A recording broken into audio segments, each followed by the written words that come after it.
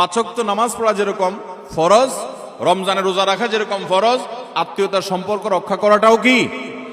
অনেক মুসলমান এটা জানেন না। কয়েকটা অপরাধ আছে, এগুলোর শাস্তি আখিরাতে হওয়ার পাশাপাশি দুনিয়াতে হওয়াটা অধিকতর উপযুক্ত হবেই হবে, এর কোনো বিকল্প নাই, ব্যত্যয় নাই। আল্লাহ তাআলা এটি করবেনই। তার ভিতরে একটা হলো আত্মীয়তার সম্পর্ক ছিন্ন করা। অনেক মানুষ আছেন নিজের আপন ভাইয়ের সাথে সম্পর্ক ভালো নাই, বোনের সাথে সম্পর্ক ভালো নাই, কোনো যুক্তি খাটবে না।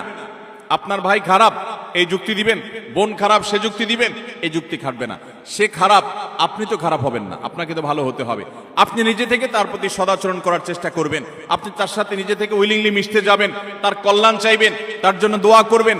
হ্যাঁ, তার সাথে মিশতে গেলে সে ক্ষতি করে, সে মামলা মোকদ্দমা করে, সে শত্রুতা করে, তাহলে ভিন্ন কথা, আপনি যান বাঁচানোর জন্য দূরে থাকতে পারবেন। কিন্তু আত্মীয়তার সম্পর্ক রক্ষা করা সুন্নত না নফল? আত্মীয়তার সম্পর্ক রক্ষা করা কি নফল কাজ না সুন্নত কাজ? ফরজ।